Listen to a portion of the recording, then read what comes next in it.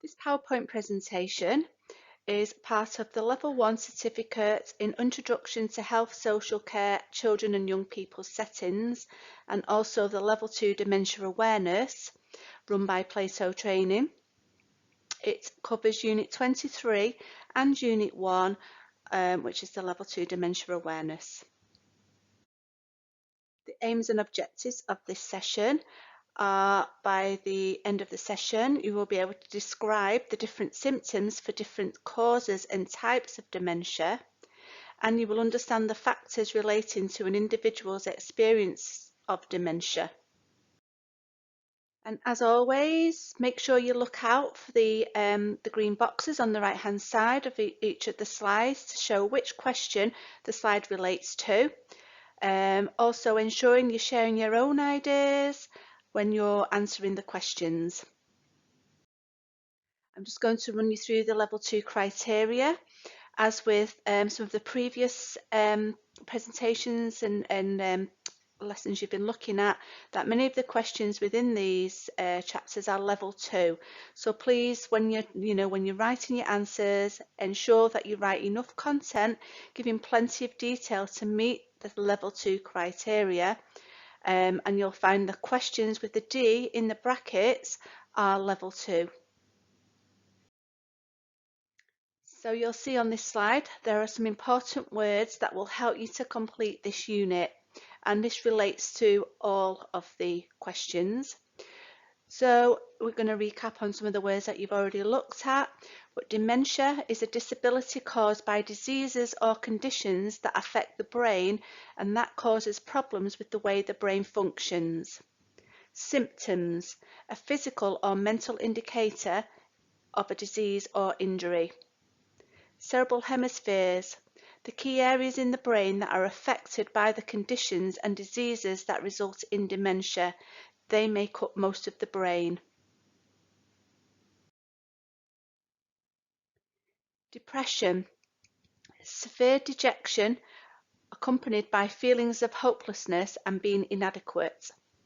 Stress, being under physical, mental or emotional pressure.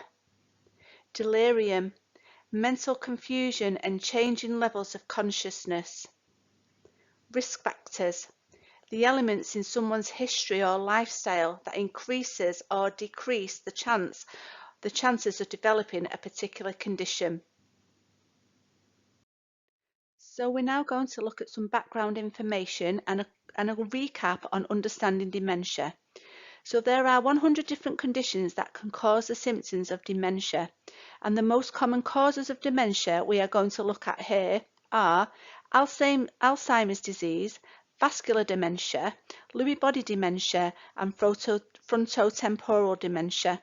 So if you think of these as the different types of dementia, it will stop you getting confused with causes and symptoms questions later on.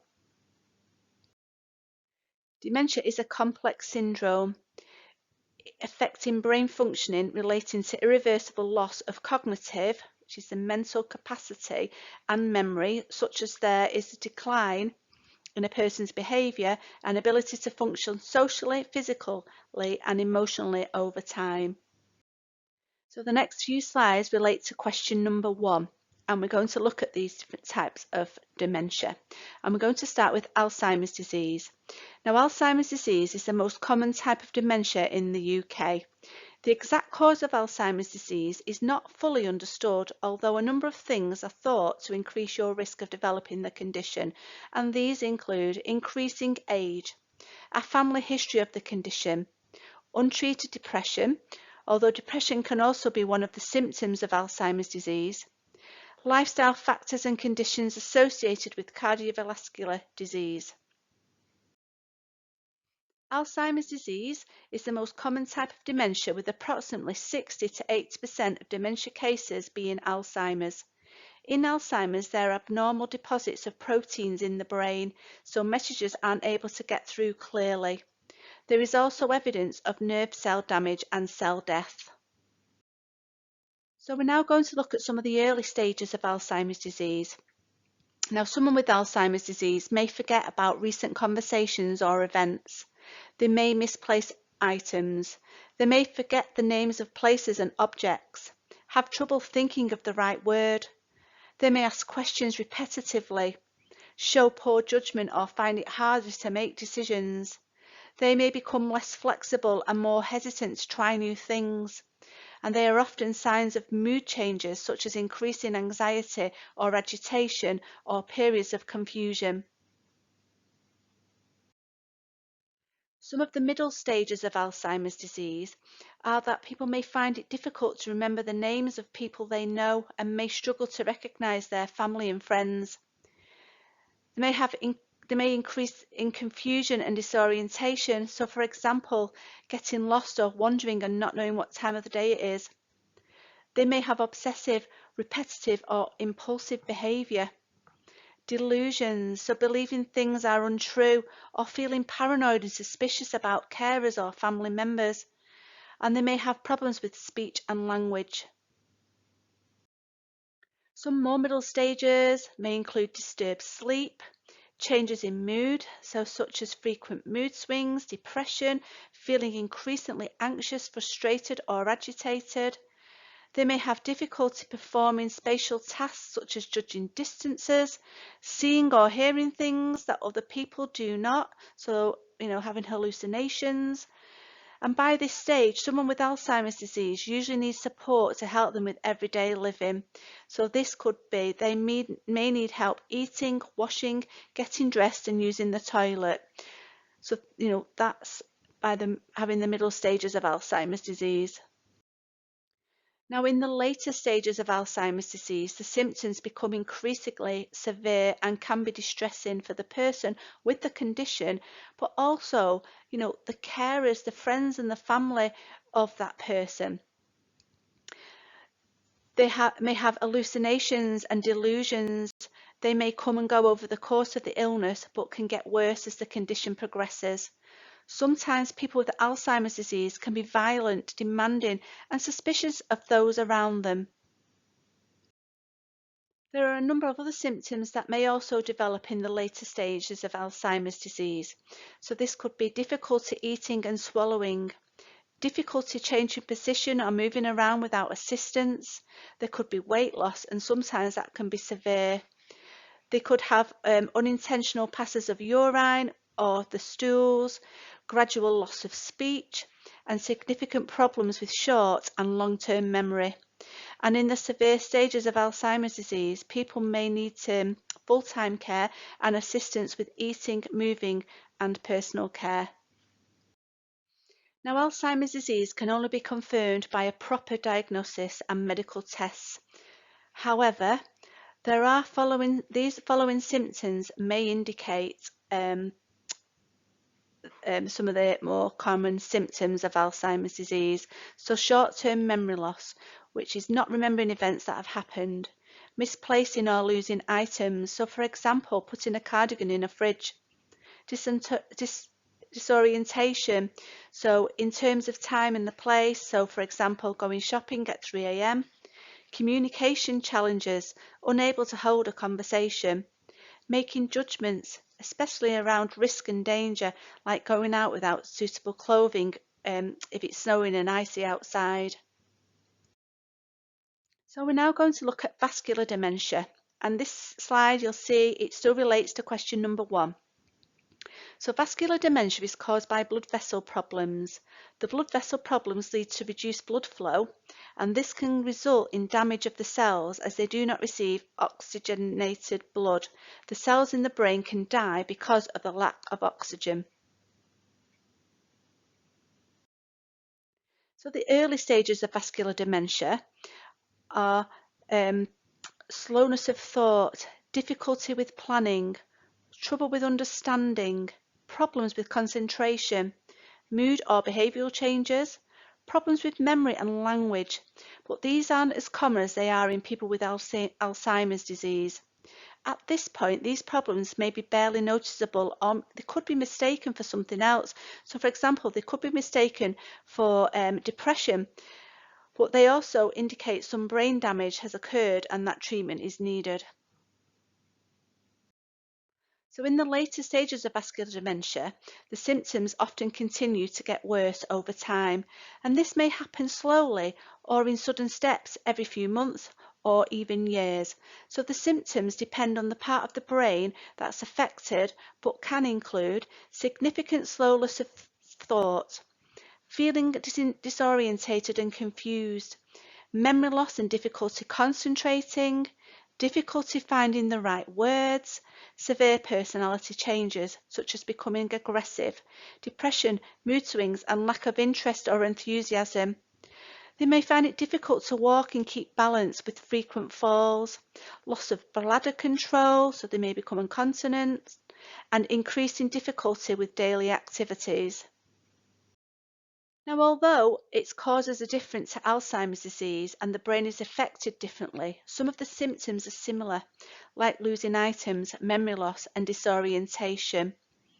But some of the most common symptoms are slower thinking process, so thinking is slower, so everything they do is slower.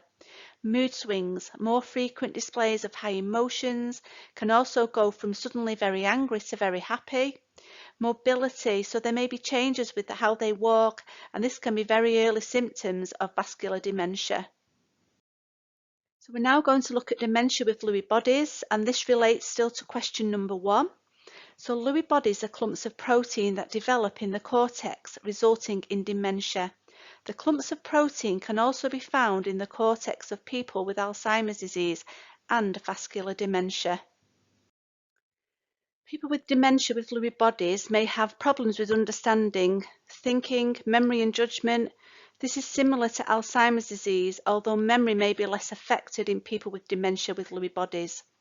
Periods of fluctuating alertness, alternating with periods of confusion or sleepiness. This can change over hours or days. Slow movement, stiff limbs and tremors, could be uncontrollable shaking, hallucinations, usually seeing someone or sometimes hearing things that aren't there, disturbed sleep, often with violent movements and shouting out, fainting spells, unsteadiness and falls. These problems can make daily activities increasingly difficult, and someone with the condition may eventually be unable to look after themselves. So as with other types of dementia, dementia with Lewy bodies typically causes problems with thinking speed, understanding, judgment, visual perception, language, memory, but significant memory loss may not occur until later on. These problems may be constant but typically tend to come and go. So what's different about Lewy bodies? So the most common difference of Lewy bodies dementia is the recurrent visual hallucinations. Although some of the types of dementia may cause visual hallucinations, they are much more common in Lewy bodies dementia than Alzheimer's disease. The visual hallucinations are commonly about animals or people. Sometimes the hallucinations are audio, like hearing sounds that are not real. Lewy bodies has some symptoms that are in common with Alzheimer's disease and vascular dementia, such as losing items, memory loss and disorientation, but there are some unique symptoms in Lewy bodies not found in other types of dementia. And these are visual hallucinations, so people can see things that are not real, but they feel very real to the person and can cause great distress and fear. Vivid dreams, like hallucinations, vivid dreams, they may cause fear, they cause lots of movement in the person's sleep. Attention and alertness, so people may show different levels of alertness and attention at different times, and this could change hour by hour. So for example, they may chat to you over a coffee in the morning, not know who you are by lunchtime, but by the evening they're happily chatting to you about the TV show they love. We're now going to look at frontotemporal dementia, and this still relates to question number 1. And this type of dementia is an uncommon type of dementia that mainly affects the front and sides of the brain, frontal and temporal lobes. So frontotemporal dementia causes problems with behavior and language. Frontotemporal dementia is an umbrella term for a number of diseases, including Pick's disease, so you may wish to research this to find out some more. People with frontotemporal dementia develop the condition around the age of 45 to 60 years of age, though some are younger and some are older. People with frontotemporal dementia generally survive a shorter length of time than those with Alzheimer's disease. So we're now going to look at behaviour and personality changes that someone with frontotemporal dementia may experience. So these can include being insensitive or rude, acting impulsively or rashly, the loss of inhibitions, seeming subdued, losing interest in people and things, losing drive and motivation, the inability to empathise with others, seeming cold and selfish, repetitive behaviours such as humming, hand rubbing and foot tapping, or routines such as walking exactly the same routine repetitively. Overeating, a change in food preferences, such as suddenly liking sweet foods and poor table manners, neglecting personal hygiene, and as the condition progresses, people with frontotemporal dementia may become socially isolated and withdrawn. Some people with frontotemporal dementia experience problems with speech and language, and this can include using words incorrectly, so for example, calling a sheep a dog, the loss of vocabulary, repeating a limited number of phrases, forgetting the meaning of common words, slow, hesitant speech, difficulty making the right sounds to say words, getting words in the wrong order, automatically repeating things other people have said, and some people gradually lose the ability to speak and can eventually become completely mute. Problems with thinking don't tend to occur in the early stages of frontotemporal dementia, but these often develop as the condition progresses.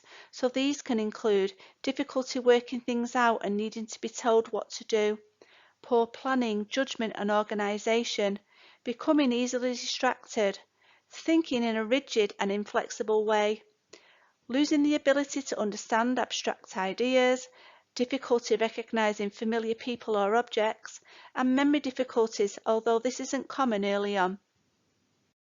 In the later stages, some people with frontotemporal dementia develop physical problems and difficulty with moving, and these can include slow, stiff movements, difficulty swallowing, loss of bladder control, and loss of bowel control.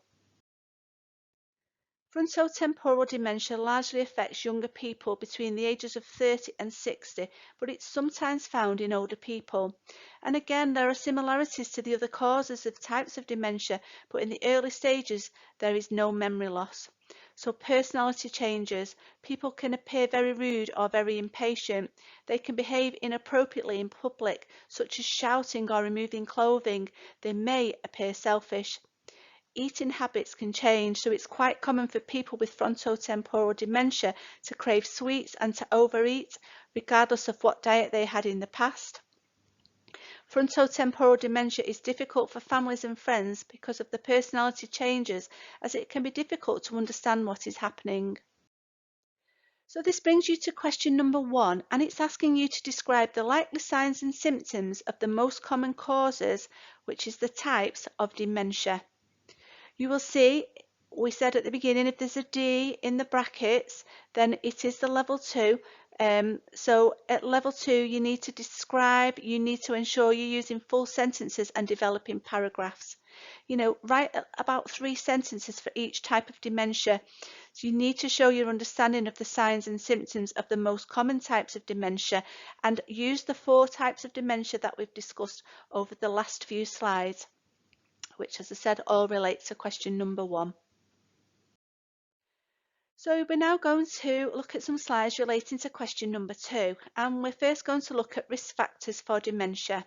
So risk factors are those elements in someone's lifestyle or history that increase or decrease the chances of someone developing a particular condition.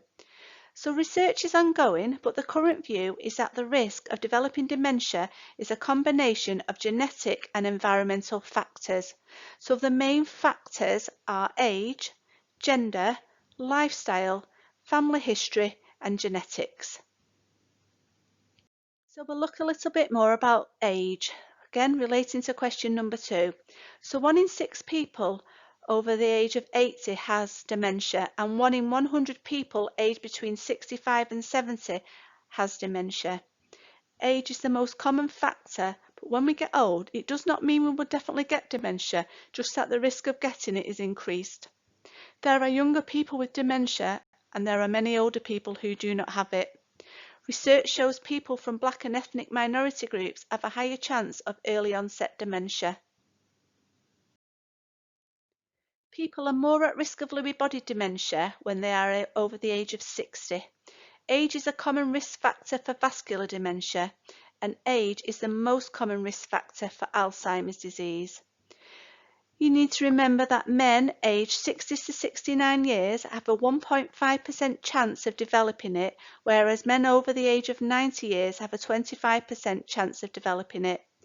Women aged 60 to 69 have a 1% chance of developing it, whereas women over age 90 years have a 33% chance of developing it. Gender is another factor. Women are more likely than men to develop Alzheimer's disease. Men are more likely to develop vascular dementia than women, and men are more likely to develop Lewy body dementia than women. Another risk factor is smoking. So the effects of smoking on the lungs and cardiovascular, the heart system, are well known to increase the chances of heart disease and cancer. Because the health of brain cells depends on the brain's blood supply, smoking becomes a risk factor for vascular dementia. Research also shows that smokers are twice as likely as non-smokers to develop Alzheimer's disease. Diet is another risk factor. So the benefits of a healthy diet are well known. Eat well to keep healthy. Maintaining a healthy body weight reduces the risk of developing high blood pressure or heart disease. But because high blood pressure and heart disease concern the blood supply, this can affect the brain and therefore put a person at a higher risk of vascular dementia. A diet high in saturated fat is also a risk factor, as they narrow the arteries, which can cause heart disease and strokes. Heart disease and strokes are an increased risk for vascular dementia due to the blood flow issue. And high cholesterol is also a risk factor for Alzheimer's disease. We're now going to look at exercise, which is another risk factor. So there is strong evidence that maintaining physical activity throughout life can help prevent many diseases, as exercise benefits the lungs, the heart, and the vascular blood system. Exercise can help keep healthy blood flow to the brain, reducing the risk of vascular dementia. So someone who does not exercise often is at risk of vascular dementia. The risk of Alzheimer's disease is also affected due to the potential heart disease and high cholesterol. But someone who gets hit in the head regularly, like a boxer, will be a higher risk of dementia because of the repeated head injuries. Large amounts of alcohol over time risk a person developing Korsakoff syndrome, a type of dementia specifically related to alcohol abuse. Drinking excessive amounts of alcohol increases your risk of stroke, heart disease, and some cancers, as well as damaging the nervous system, including the brain. As alcohol increases the risk of stroke and heart disease, it is a risk factor for vascular dementia and Alzheimer's disease. But red wine may be beneficial, as research shows in moderate amounts it can keep the brain healthy because of the antioxidants in it. So family history and genetics. Research is still ongoing, but scientists have found that some genes that relate to Alzheimer's disease. Other genetic conditions, such as Huntington's disease and Down syndrome, may make it more likely that a person develops Alzheimer's disease. Having a family member with frontotemporal dementia puts a person at risk of this type. There are no other known risk factors for frontotemporal dementia. Research shows people from Black and ethnic minority groups have a higher chance of early onset dementia. And Parkinson's disease puts someone at a higher risk of developing Lewy body dementia. So Huntington's disease is a progressive brain disorder. It is a motor a motor disorder that progresses to dementia. It is caused by a gene defect which causes abnormalities in brain protein. The disease progresses, and over time people have problems with involuntary movements, difficulty in thinking, irritability and depression. Huntington's disease is inherited. If a parent has a disease, there is a 50% chance the child will also have it. And here is a link to a clip which tells you some more about Huntington's disease. Many people with Down syndrome will develop early onset Alzheimer's disease, with signs of dementia by the time they reach middle age. So this leads you now to question number 2. So you're going to outline the risk factors of the most common causes, so the types of dementia. Again, you'll see it is a level 2 question. So within your answer, you need to outline at level 2, ensure you're writing in full sentences to develop a paragraph. And to answer this question, you need to ensure you match the risk factors to the different types of dementia. So, think about the last slides that we looked at. You can watch the video where there was the link to the video, and that will help you in answering this question. So we're now going to look at the next few slides that relate to question number 3. So we're going to look at prevalence, which means how often something occurs. Incidence, how many times something happens, always defined with a time frame such as a year. Prevalence is the figure that shows how often something occurs, whereas incidence is always accompanied by the time frame of how many times something happened. So for example, within a year. So here are some prevalence rates. So 750,000 people in the UK have some form of dementia. 16,000 of them are under 65 years of age.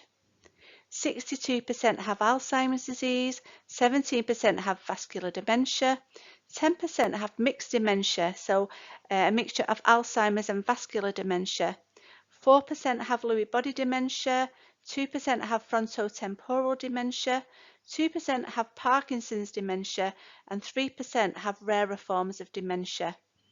And this is taken from the Alzheimer's Society.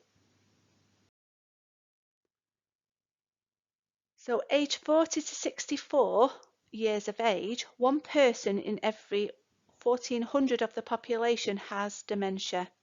Age 65 to 69, one person in every 100 of the population has dementia. Age 70 to 79, one person in every 25 of the population has dementia. And age 80 and over, one person in every 6 of the population has dementia. And this is taken from the Alzheimer's Society and Dementia UK 2011. So before we move on to question number 3, can you find any more statistics? So do some research, but just ensure when you're typing in your search engine, make sure you write UK, as otherwise you may find the prevalence rates from around the world and they're not related to the UK statistics. So have a look, are there any more up-to-date statistics out there, or is there anything else that you can find out about the statistics, the prevalent rates of dementia? So this brings you to question number 3, and it's asking you to identify prevalence rates of different types of dementia. It is level 2, as you'll see, it's got the D in the brackets. So to identify, you need to identify the types of dementia and then show the statistics of each type of dementia. But to ensure you answer all the elements of this question, you have, there's a table within your book, within your workbook, so you can show the prevalence rates for each type of dementia, and you'll see there the type of dementia down the left hand side and then the prevalence rates on the right, but ensuring you're writing sentences when you're writing the prevalence rates. So we're now going to be looking at the next few slides which relate to question number 4. And this one, we're going to understand factors relating to an individual's experience of dementia.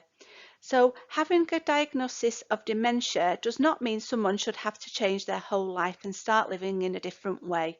For many people, the diagnosis is a relief, a confirmation that something is wrong. So there's often no need for hospital or residential care. Most people stay at home and continue to live an independent life with support that increases as the dementia progresses. However, living with dementia is not easy.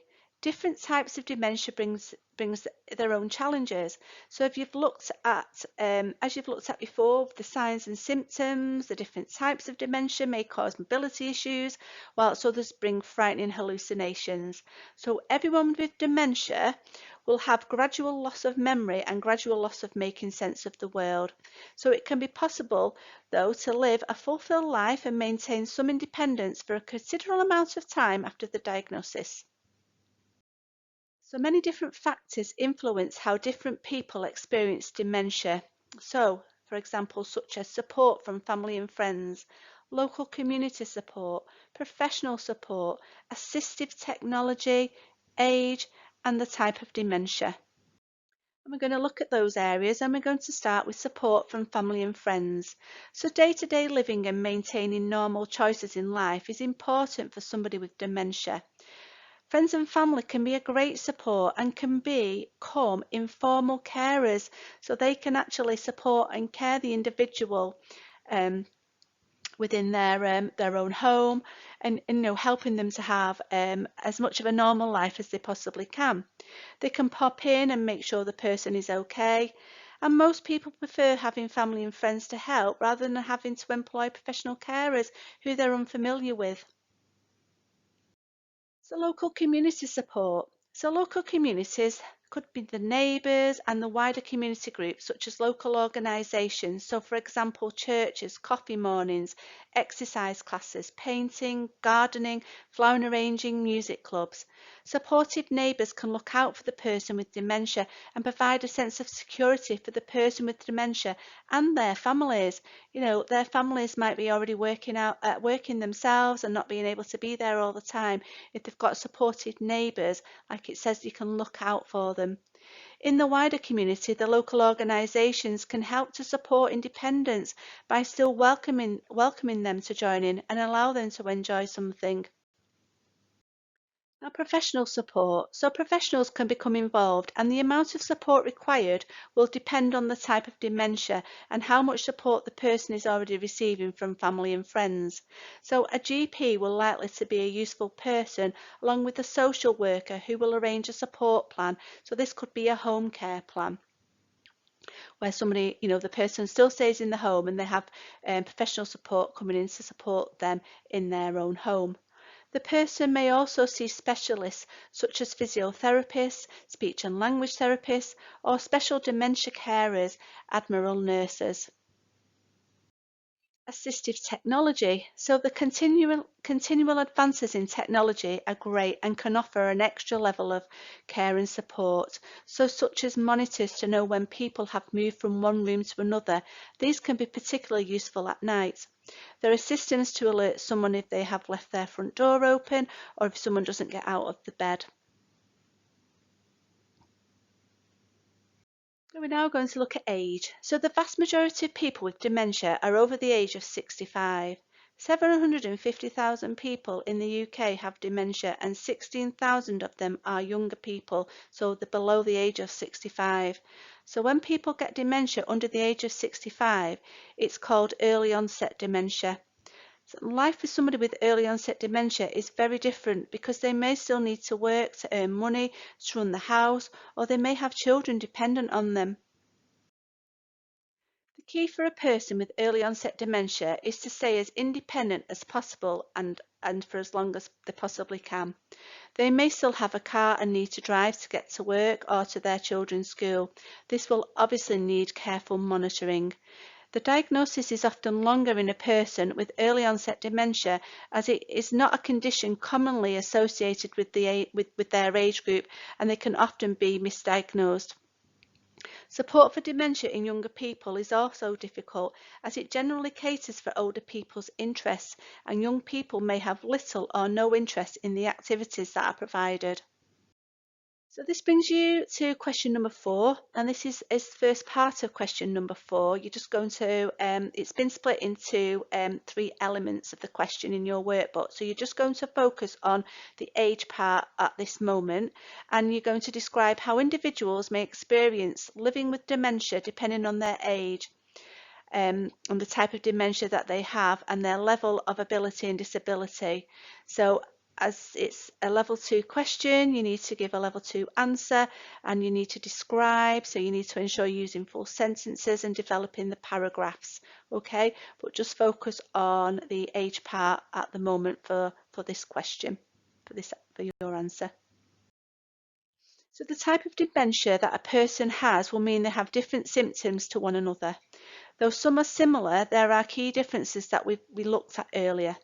So the way the person's life is impacted will be dependent on what symptoms they have.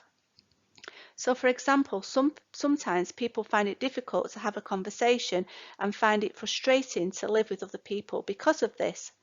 Another example is that sometimes people become very distressed about getting lost because they get disorientated easily, so they then stop going out.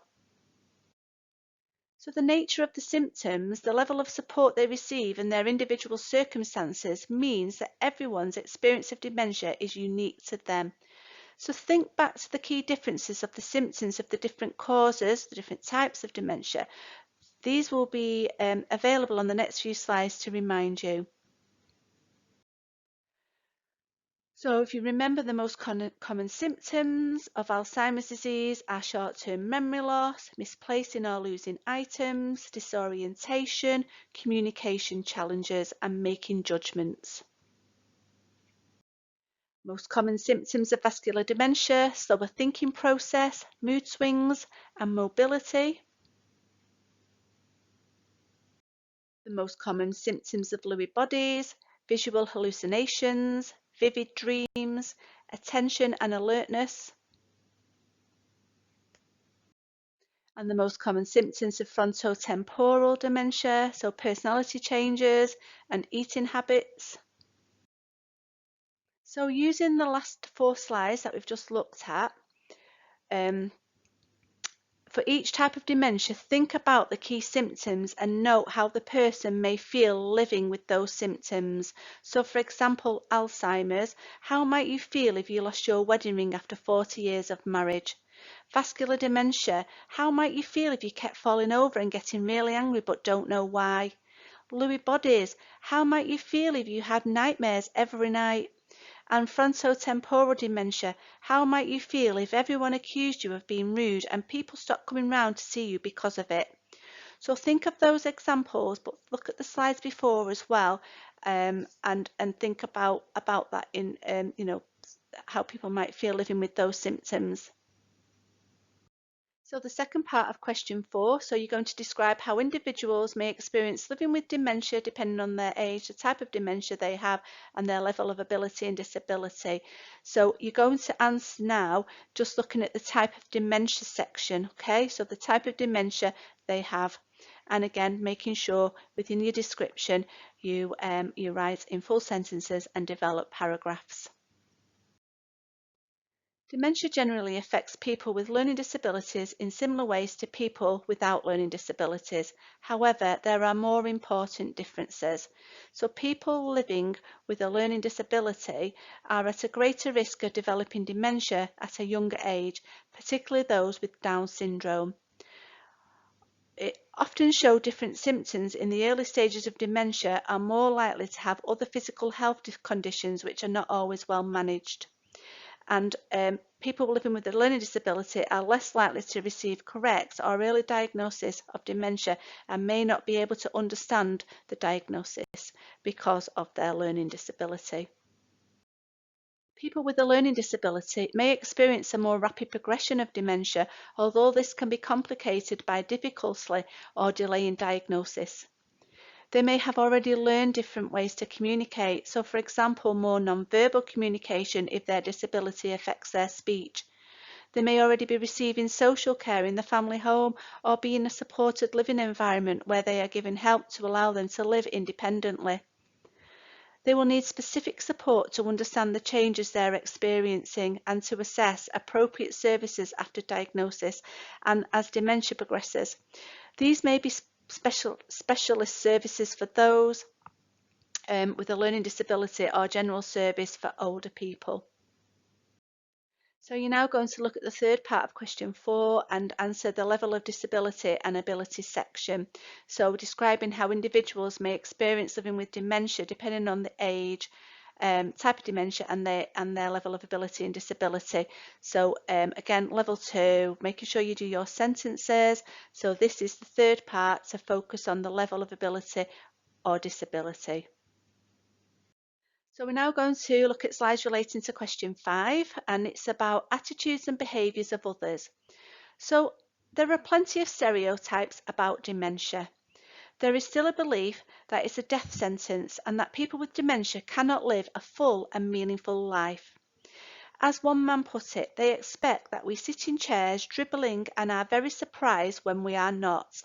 There is an idea that people are no longer people when they have dementia. People may say she's just a cabbage or she's no longer the person she once was. But people with dementia are still people. They are just some changes in the way they see the world, and it's our responsibility to make sure we can relate to them. So the attitude of care staff varies as some professionals view dementia as a medical condition, like in the medical model. You'll now have the opportunity to read some scenarios and think about how each of the people with dementia might feel with different attitudes and behaviours. So the first one, case study 1, is Victor. Victor Edmonton is 93 years old and has Alzheimer's disease and lives in a nursing home. Victor was a bricklayer by trade and spent his weekends out on his motorbike with friends. He was a heavy smoker. Victor's wife died 5 years ago and he has a son who is in his 70s and lives in Canada. The disease is in the later stages and Victor is now very frail. Is confined to a bed, has no bowel or bladder control and uses incontinence pads. He requires help to eat and drink. Victor experiences severe memory loss, problems with communication and daily activities. He now must rely on others for all of his care. So the staff caring for Victor have noticed that he does not respond at all when they provide care for him and telling him what they are doing. He can no longer communicate other than quiet mumbles or groans.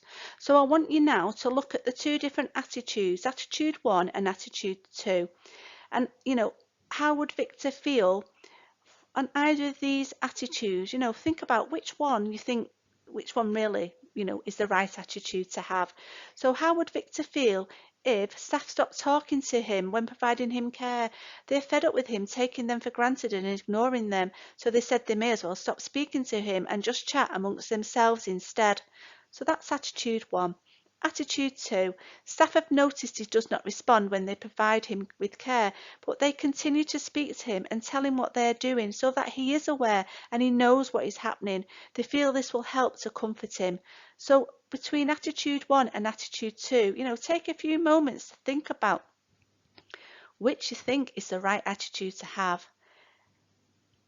And I hope that you do think attitude 2, because no matter what, like we said before, he's still an individual, he still needs to be treated fair, and he does quietly mumble and groan, so he is still communicating in his own way. So it's important that staff do continue to communicate with Victor no matter what. So the next one is Rachel Bloom. She's 41 years old and has early onset dementia caused by Huntington's disease. Rachel lives with her husband Alan and 2 sons, Josh who is 12 and Jake who is 10. Alan loves his wife dearly but finds the disease difficult. Rachel has home carers 4 times a day to meet her needs, as her dementia is in the middle stages where memory, communication and routine is affected. She also struggles to remember to go to the toilet, so uses pads. Rachel was a housewife but also previously cared for her mother and auntie when they developed the disease. Her symptoms began in her late 20s and she was devastated about her diagnosis. So Rachel lives at home with her family. The carers visit 4 times a day, but sometimes it is different carers depending on the staff rotas. Rachel does not mind and appreciates the help. And so how would Rachel feel if, so again, we're going to look at 2 different attitudes. I want you to think about them both. So if a new carer arrives to help Rachel to go to the toilet and change her clothes and pad if required, the carer does not introduce herself, does not have her ID badge on, and says she needs to be quick because the son has sports day in 10 minutes. So that's the first one. The second attitude, so a new carer arrives to help Rachel to go to the toilet and change her clothes pad if required. The carer introduces herself immediately and shows Rachel her ID badge. She asks Rachel how her day is as she helps her. So out of those 2 attitudes, have a think, which attitude is the right one to have for Rachel. So again, attitude number 2 is definitely the attitude to have. It's important if you're working with somebody and you've not met them before, you need to introduce yourself no matter what, no matter if somebody's got a condition, dementia, it's important you introduce yourself so that Rachel or that person knows who you are, and also what you're doing, and taking the time out to communicate and ask, like they're asking Rachel how her day has been, whereas the first attitude, they're just in and out quick, they've got to go, and definitely not the right attitude to have. So Mohammed Ahmed is 86 years old and has vascular dementia and diabetes type 1. Mohammed's symptoms developed suddenly because of a large stroke 6 months ago.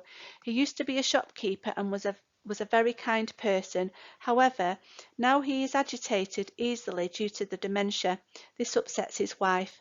Mohammed is Muslim and is originally from Pakistan. He moved to the UK in the 1960s for a better quality of life. He speaks Urdu and as his first language and can use some key phrases in English. He lives at home with his wife, son and daughter-in-law. His daughter-in-law is his main carer. Mohammed's family have a training instructor in their home for an hour to help them to meet his care needs at the family home.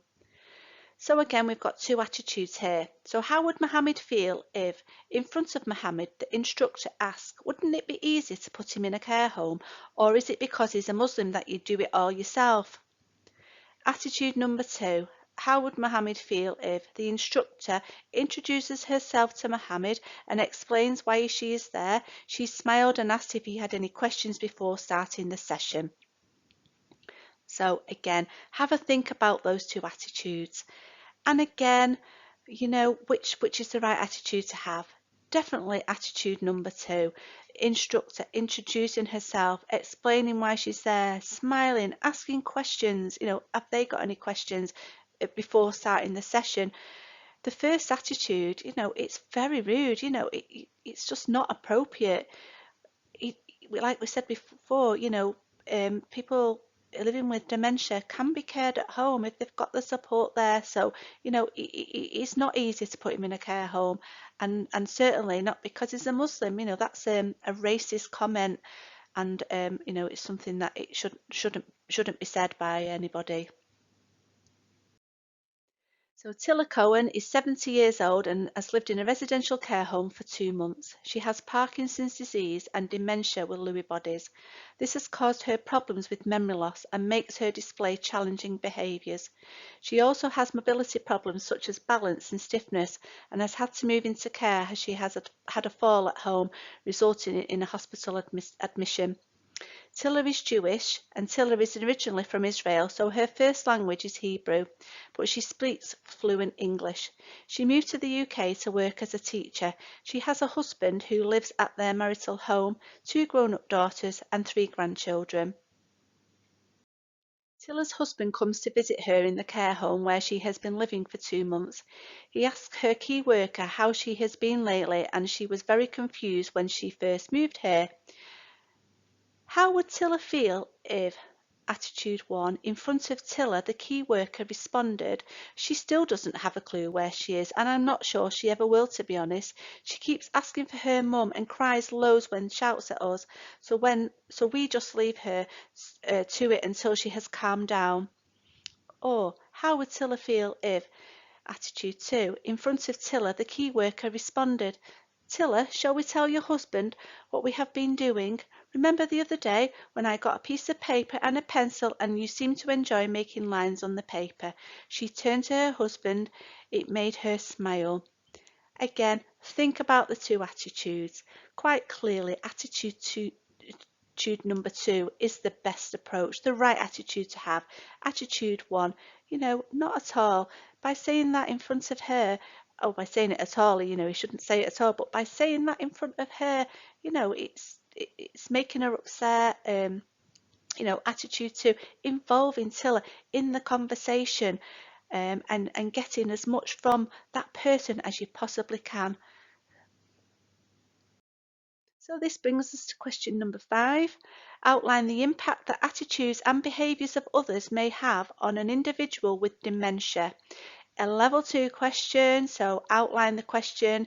Firstly, identify the different attitudes and behaviours that people may have of dementia. Then think about how these attitudes and behaviour can make the person with dementia feel. So think about how you would feel. And you'll see there's a tip. So developing your answer using some or all 4 of the case studies before that we've just looked at, to help you. It may help you within your answer. So that brings us to the end of this session, and I'm just going to run through the aims and objectives. You should now be able to explain why depression, delirium and age-related memory impairment may be mistaken for dementia, and you should understand the medical and social models of dementia and define why it should be classed as a disability.